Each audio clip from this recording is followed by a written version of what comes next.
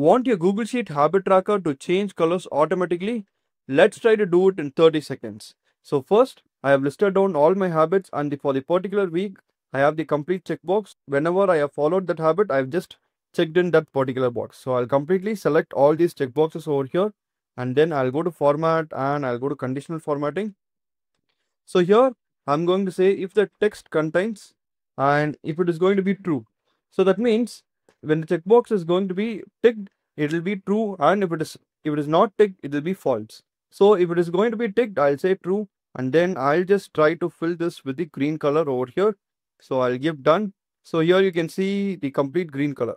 So now I have selected this. Again, I'll go to conditional formatting. I'll go on and another rule. So if the text is going to contain false. So if it is going to contain false, I'll have it in red color.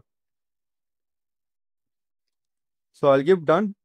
So now you can see, so for which all checkboxes it is not done, the habits have been not followed, I'm having that in red color, and for whichever habits I have followed, I'm automatically having that in green color.